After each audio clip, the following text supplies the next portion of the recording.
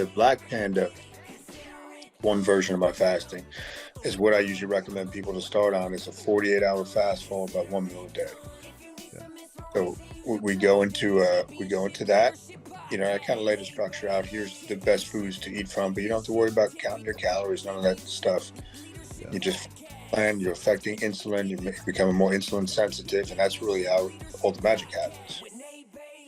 All right, we're back with the Panda Man, and yeah, we had a part one. I guess we'll say I don't know if we'll split this into two or we'll just put it into one, but either way, we'll continue the conversation that we started here last week.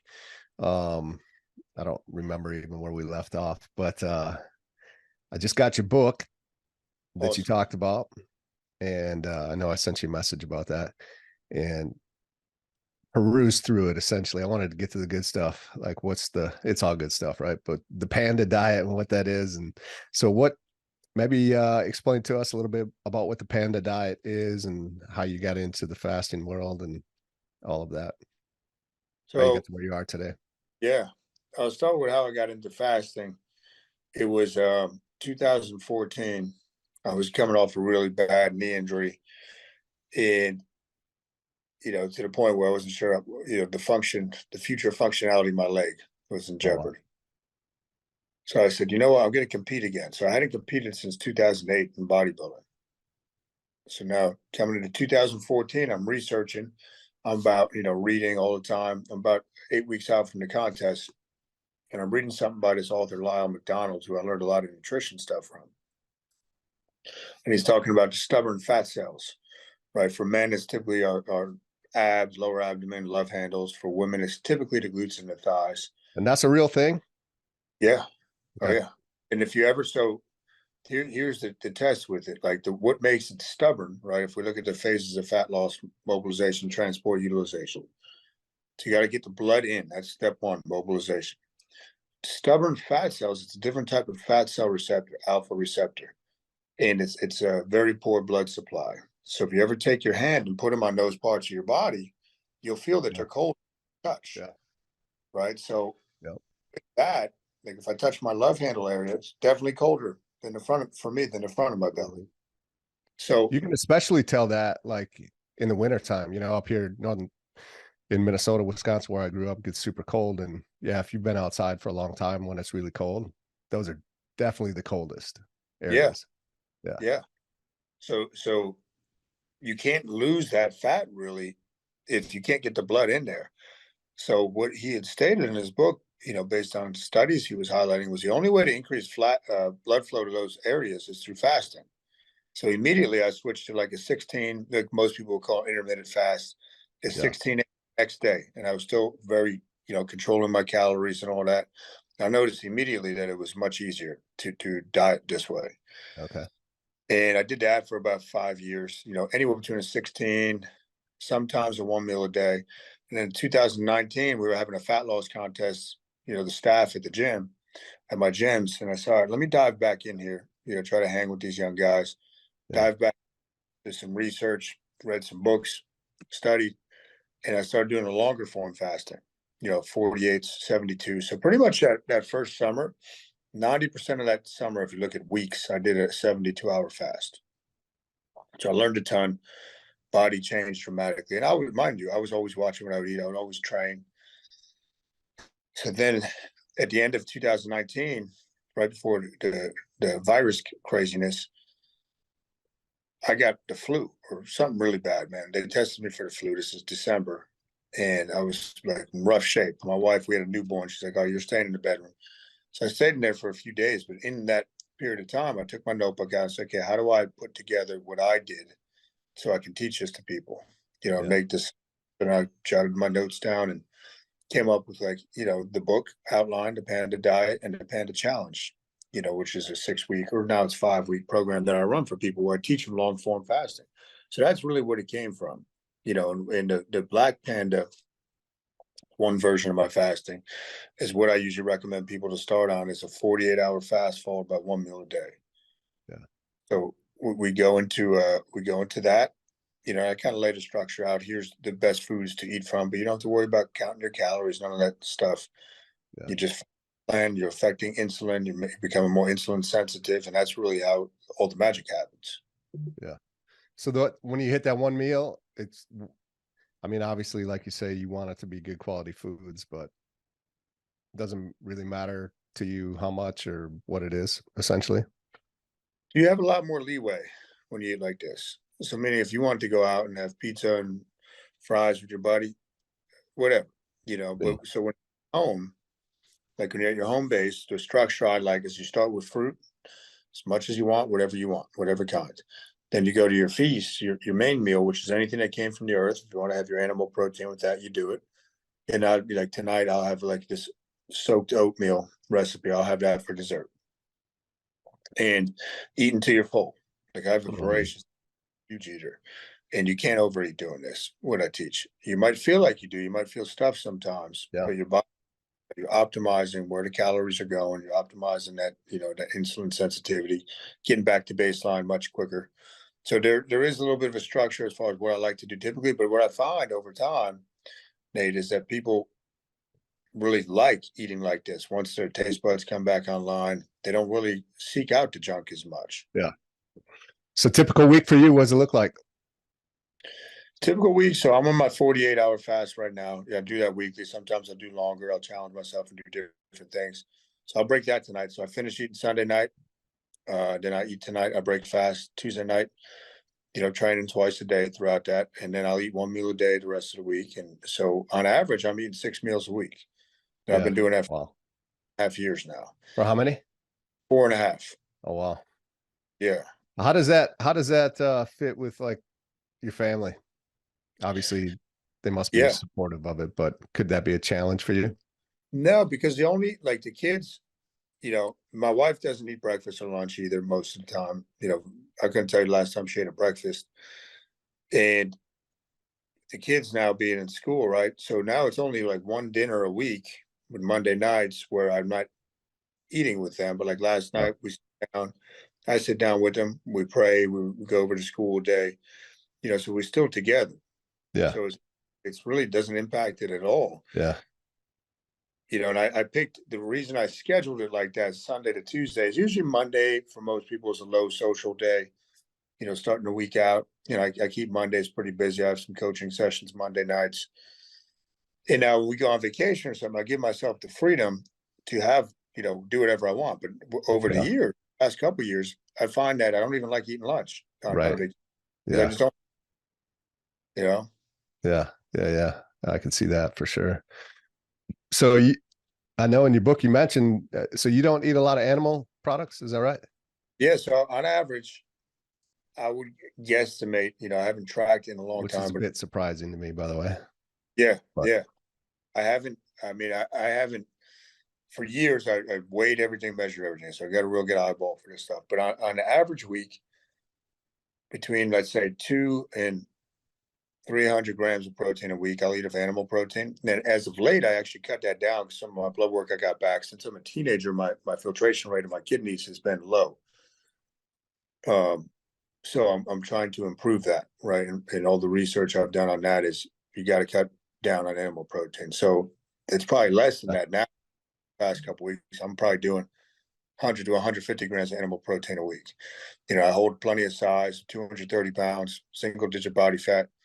So it's more like a lot of the stuff I teach, what I found, and I've been at the point where when I was bodybuilding, I was eating 300 to 400 grams of protein a day. yeah. I don't even week now. And I really focus on the micronutrients, like what is in the food, not the macros. Like, and that's why fruit to me is like the king. Load Okay. up on, I'll put nuts in there, whatnot. Like tonight we'll do fish. She'll make salmon. I love having a burger. I love having steak. So I'm not. I always look at habits. What can you form a habit Yeah. around? I want to give that stuff up completely, so I'm not going to. But that's pretty much where I'm at, man. So how much protein do you eat a How much week? a week? Yeah. Yeah, dude. Since I cut back the past couple weeks, it's let's say between 150 and 200 a week. Grams? Grams, yeah. Yeah, we got people like everybody's telling. Yeah, even my the guy I'd been working with for a year, so it's like 200 a day. Yeah, it's way overkill, man. And again, I come from a bodybuilding background, Yeah. so I just keep Wow. my research I do. It's You don't have like, to worry about losing muscle obviously, I mean, I see you. So yeah, I Yeah, mean, no, that's the thing, man. I muscular mean, dude. performance is off the charts. I hold a lot of muscle. Body comp is right where I've always wanted it, which is That's funny. so interesting. Yeah. Yeah, like, and there's protein within plants and stuff. A lot of stuff we've been told in nutrition is not correct, right? And won't explore and try this stuff on themselves to Yeah. see that, hey, this actually, you don't need all this protein, right? And the Yeah. lady, I think it was in the 60s or 70s, the lady that had come out and said, look, if you're eating incomplete proteins, doesn't have all the essential amino acids, you have to combine them to get. She later came out and said, I completely made that up. She goes, it sounded good, but I had nothing to back that Oh up. wow. It's not Yeah. founded in it. People take it and run Yeah. with it, Yeah. That's crazy. Yeah. Yeah. So, and what about, what's your thought on supplements? Although I think I know the answer. Well, like vitamin D3 is a big one. You got to Yeah. be on that where we live, you in Minnesota, Yeah. me over here, New Jersey. So D3 is huge. Magnesium, zinc, I'm big into. Creatine, great for brain health. Salt, if you consider that a supplement, sodium is huge, like Celtic sea salt. Other than that, those are your basics, some of your So you're micronutrients. obviously not pounding protein shakes, Oh man, obviously. I always say shakes are fakes, man. I Or stopped. what? Shakes or what? Shakes are for fakes. Yeah. You I know, love it. you're getting, I prefer eating your calories, to get them Yeah. in. And if you look at whey protein, like again, I used to do a ton of that when I was bodybuilding. But back in 2007, I did 2 shows that year, and I was having these GI issues. Wound up being psychosomatic stuff. But I remember for that show, I said, okay, I'm not doing any shakes, and Yeah. that was the best year of competing I ever did. And I didn't supplement with any protein; it was just all Yeah. natural. Got shredded, held a lot of muscle. Then I was like, what is it? Like, do you actually need this stuff? I started questioning everything then. I'm like, what? Hmm. So it's like, and it's kind of, whey is usually like the leftover garbage from when they're producing, Is you it? know, these. Yeah. Like, if you actually look into what it is, it's like, how can this be good for you? Yeah. Right. Yeah. It's like pasteurized milk, the heating process destroys the protein, denatures. Yeah. So this is why if you're going to have milk, I'm not a huge fan, but we prefer almond milk over pasteurized milk. But we're going to start getting raw milk again. You can't buy it here in New Jersey, so I have a Yeah. farm that's it's not pasteurized, much better for your body. And even that, there's a lot of people that have issues with any type of milk, but it's the heating process that destroys the protein molecule. So even when you eat animal protein, when you heat Yeah. it above or whatnot, you denature the protein. Your body will almost look at it as a foreign invader. So if you look at when people have food allergies, it's always to a protein. Mm. Almost Oh, always wow. it's a Yeah. molecule. People aren't lactose intolerant. It's the protein within the milk. And I've tested this on clients that were lactose intolerant, gave them to their, they wanted to do it, a pint of raw milk, drank it completely fine. Well, if they Yeah. had run into the bathroom. Yeah. Crazy. Yeah. So you said something too about the fruit that I'd read a book a while ago. It's an older book. I don't know if you know who Jesse Itzler is. Oh yeah, yeah, yeah. So So Jesse that's where does the fruit fruit before first. noon, nothing but fruit before noon, right? And that Yeah. was based on this book that I read. Yeah. What you know what the book's name is? I have it. I haven't read it yet. I just Eat got to it. live, live to eat, something like Yeah. that. Harvey Diamond or something is his Yeah, doctor. Yeah. yeah, yeah. And then I think he was kind of been, uh, you know, there's a lot of haters out there for him. But Jesse's like swears about it. He's like, I don't know. I read this book. I've been doing it for like 20 years or whatever. Like I don't need anything but fruit before noon. And when I read the book, like how he explained everything made total sense to me. And and I think it kind of falls in line with what you were saying about eating your fruits first as well. It's exactly it. Actually, where Yeah. summer of maybe the spring of 19, when I've been through a few of Jesse Itzler's courses, and I listened to the interview with his doc. I think he's passed now, but I think it was Harvey Diamond, if I'm Yeah. correct. That sounds right. That's where I got the fruit from. I heard him talk Okay. about Okay. it, and took it, researched it. Just got the book recently because I Okay. went to his where he replayed that interview. Mm-hmm. Where I got that from, man, it was like you said, it made perfect sense. Got you. Yeah. Well, that's what made me think about it. So I kind of figured there was a correlation there. Yeah, very interesting. Yeah, I do some ultra running. I don't know, walking. I'm doing a 100-mile race here in Miami this weekend, so I'm not gonna start the Panda diet this week, but I'm excited to when I get back to, and I've done some fasting, intermittent fasting. I've done the last couple of years, 2, 3 years, I've done a 5-day fast once Nice. a year. Like, I don't know, the autophagy, is that how they say it? Auto Oh, yeah. Yeah. autophagy. And so that's always been a little bit of a unique experience. But I always feel great after, of course. But yeah, and then what you said something in the book as well. It was like, for people that have a lot of weight to lose, and a lot of us do, right? Like a lot of people have at least, like you said, on average, probably 25 pounds to lose. And how most people will recommend 4 to 5 pounds is like a healthy rate of weight loss a month. And you're like, why would you want to do that? Like, why Yeah. wouldn't you want to do it faster? And I'm like, yeah, why wouldn't you want to do it faster? Like, and I think everyone does want to do it faster. And then you're like, do the 48-hour fast. And you said 1 meal a day, right? And 1 meal, once you hit 2 pounds, and you just keep repeating that cycle. Is that correct? Yeah. Yeah. And And it a lot of works. people, some people I have used a scale like that where they're testing, okay, did my really overweight, like obese people, Sure. the people that don't have as much to lose, usually if they ride out like the Black Panda, that 48 1 meal a day, Yeah. they just cruising, man. And it's not linear. Like, they'll have dropped and it might stay or then Sure. boom, drop. It has a compounding effect too, what I found over, me doing it for so long now. Like the first summer I did it, I was at 250 when I started. Now I'm 225. That's what I dropped down to that first summer, but Yeah. I'm even at 225. So you Yeah. keep hitting hormone buttons, insulin, growth hormone spikes, all this stuff, glucagon goes up, and you do that day after day after day, it compounds, man. It adds up. Yeah. So 48 hours, a typical week for you, and then the rest of the week is 1 meal a day. Yeah. Yeah. Now, for example, this past Sunday, it was my son's birthday. So there's probably less than less than 10 times a year now where I'll eat twice in a day. Even on Sure. my just 'cause, again, I don't feel as good. Yeah. But he wanted to do bagels, right? So I said, okay. So my wife got me some like power bagels and all that. And I did a 13-mile run before that. So I had a couple bagels with eggs. So I did a little bit of protein. Um, and then I ate dinner that night. But that's rare. So on Yeah. average, if you Yeah. Yeah. Yeah. probably like, For sure. Yeah. Love it. Yeah. Well, I'll report back, man. For sure. yeah, Um, well, let's change the topic here a little bit. Oh, bodybuilding real quick. And you done with that? You done with the sport of bodybuilding? yeah, I haven't competed since that show, man, 2014. I did 7 shows.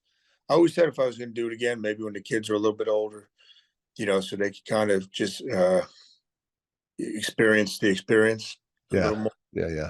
What I'm doing. See you go through that process too. Yeah, yeah. So I Yeah. haven't written off, and I would use what I teach now. I would use that to get ready, which I think would be much easier to get ready for the show. Yeah. You definitely got to show up with that beard. I've seen some of your pictures without it. I almost don't recognize you. I'm like, who's that dude? It's like, well, who is that? It's funny, but I started growing this in 2020, right around COVID. Okay. Now I feel like it's a part of me, man. I'm Yeah, like, it is. Yeah, no doubt. Well, let's talk Bigfoot, man. oh yeah, You're you're a believer. yeah, dude. I was actually just looking up some not new, but Bigfoot books I don't have. Yeah. So I grew up in northern Wisconsin, like I said, and I think there was like a Where's Bigfoot show or something like that. Yeah, And they came and like looked for Bigfoot in my area where I grew up, as one of the episodes. But yeah, talk to me about this.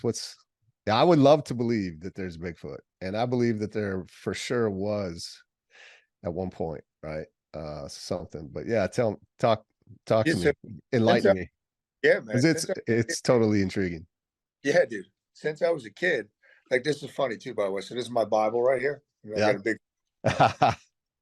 Good picture. Sasquatch on the front. I love it.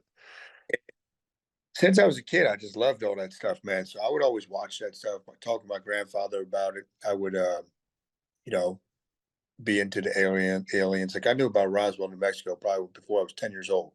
Just, you know, I was always intrigued by this stuff. And then with Bigfoot, probably like 10 years ago, I rediscovered my passion for it, right? It was weird. I was like studying like Yeah. big cat sightings in New Jersey.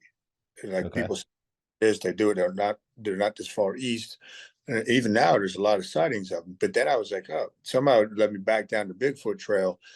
And I mean, I've watched so many videos of it. I've read probably 10 books on it. You know, I've been to Bigfoot presentations. I'm actually going out to Montana Con in 2 weeks to they go over Bigfoot Oh, sightings. really? Yeah. So I'm going out there for that. And Montana Con? That sounds kind of cool, actually. Montana Con of UFOs and Yes. all stuff, man. So I'm like, you know what? I'm there, man. So I'm going out for that. You know, there's another seminar I'm going to right before that's at the same hotel. My coach scheduled it like that because he's into it as well. Okay.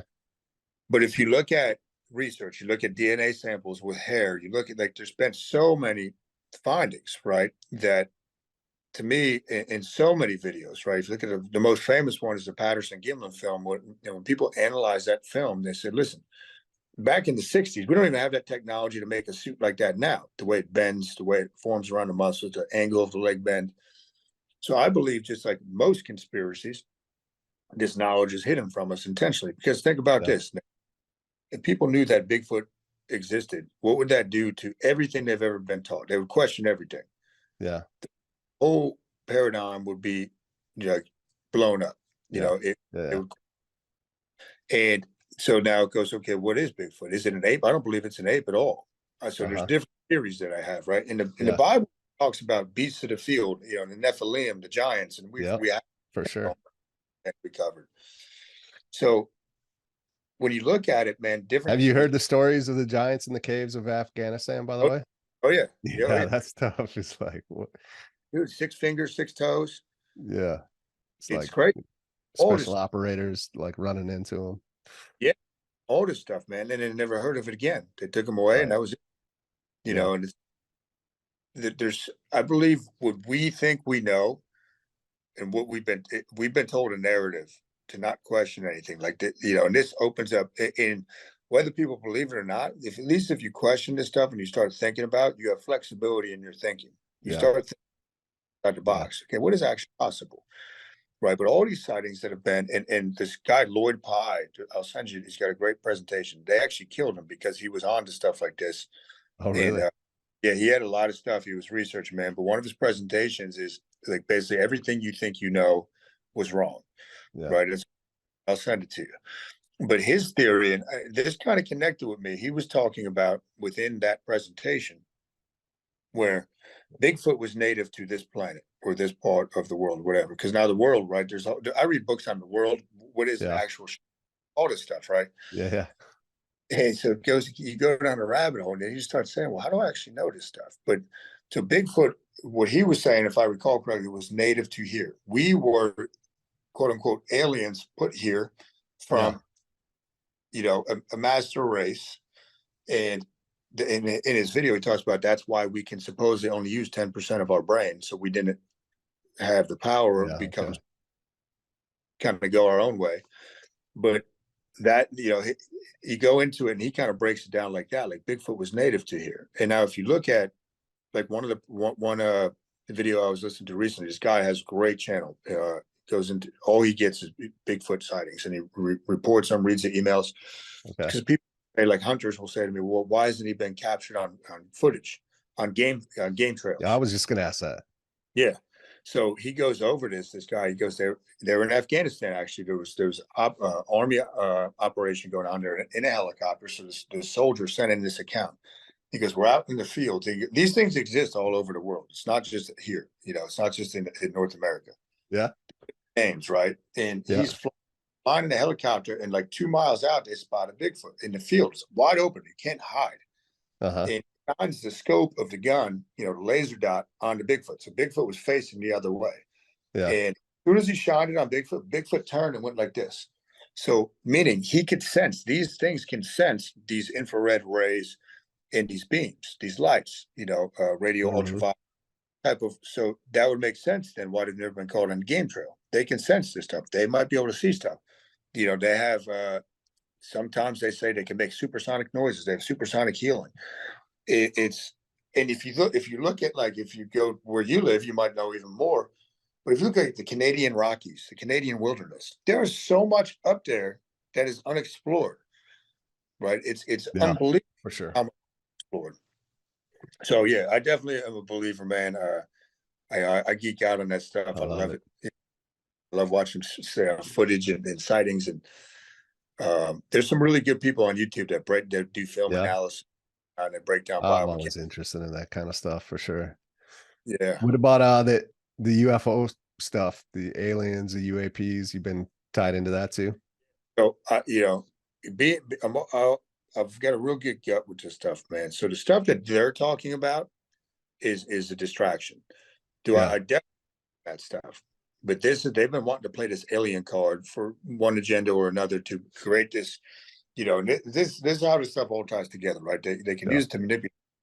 But if they want this one world government, a new world order, right? What better than to say, okay, either use aliens as a distraction, or look, we're going to be attacked by this alien race. We all need to come together under one government, one monetary system, one world Yeah. order, one military. So that's what they're using it for. But I don't definitely believe, like in Roswell, all that stuff. I believe, Well, yeah, have you there's been, heard, have you listened to Dr. Greer at all? yeah. He's got a show Uh, on, there's a couple Have you documentaries. have you ever checked out Sean Ryan's podcast? Sean Yeah, Ryan's show?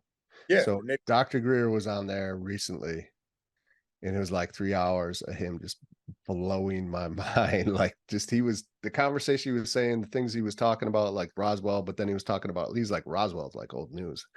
He's like, there's like this one underground base in Utah. It's like 1,300 square miles underground. He's like, he's like, we have our own, vehicles that we've created. And, half the sightings that you see are because they want you to see them, because it's not actually unidentified. They're actual legit, um, I believe that.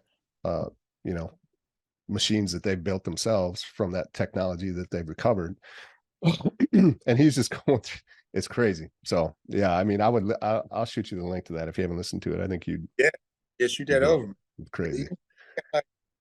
Have you heard of Skinwalker Ranch?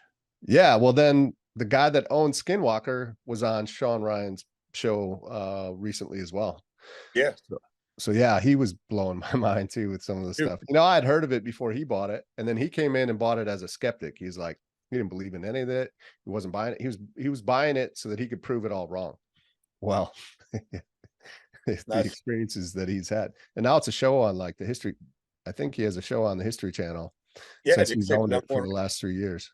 Yeah, Yeah, crazy stuff.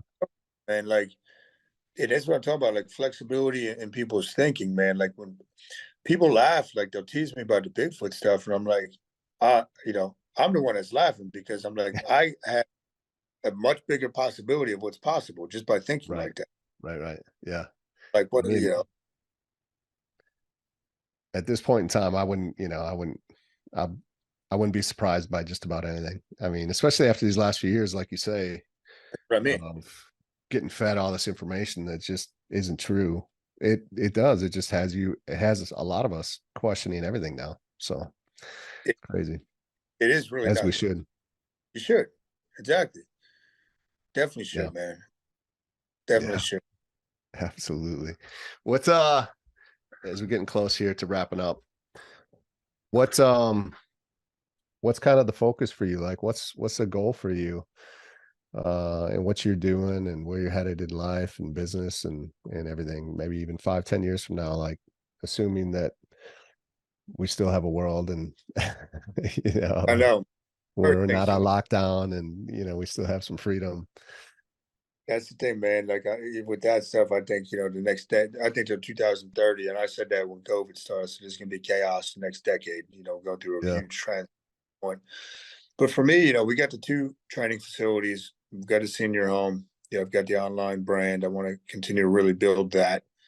And it's kind of a strange paradigm because the material stuff has never motivated me at all. I think Yeah. it doesn't interest me. I don't know, but I understand the importance of it and that the freedom that gives you. So Mhm. I want to continue to be able to have great experience with my family. I want to impact over 1 million people, through whatever I teach. I've got a lot of different interests. And I think just blending the stuff like we were talking about, like my weird interests with what I know about the human body, and just whoever wants to listen to the message, great. If you don't want to listen, tune out. But I think I can Yeah. impact being, following my unique path. That's what I want to continue to do and let it unfold. And I feel like I've got like we all do, right? You want to get to that next level in life, you got to overcome whatever your barriers are.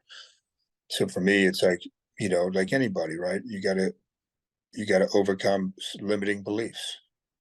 So Yeah. that's where I continue to progress as a human being, and challenge myself, and try to overcome that stuff. And then 5 to 10 years, I'll be in, I'm 42 now, so I'll be late 40s, in that range. I really think I'm coming into my prime then, as far as knowledge base, and just systems in place. But I can't imagine working for somebody else as far as career. Yeah. I need to become a better father, a better husband. Like that. That's the most important to me. And then, you see where the chips fall, man. Yeah. Yeah. Well, I love it, man. Well, this has been awesome. It's been amazing. Glad we were able to get back and kind of finish it out, and enjoy the time, man. Likewise. What's the best way for people to connect with you? I know you're big on Instagram for sure. But yeah, Yep. what's the best way for people to connect with you? They want to work with you. Well, Yeah. yeah. Where should they Thank you. go? So if you look me up on Instagram, it's the Panda Man Official. Same thing on YouTube. And if you go to thepandamanofficial.com, we're revamping it right now, but you can put in your email, get on my email list. There's ways to contact me for coaching, different books. I've got a ton of different info products, and I'll be coming out with more of that stuff. So yeah, the Panda Man Official, just type it in and you'll find me somewhere. If you shoot me a message on like DM, I'll definitely get back to you. Yeah. Love it, brother. Well, thank you, man. And Thanks. I hope you have a great day, and we'll talk soon. You got it, bro.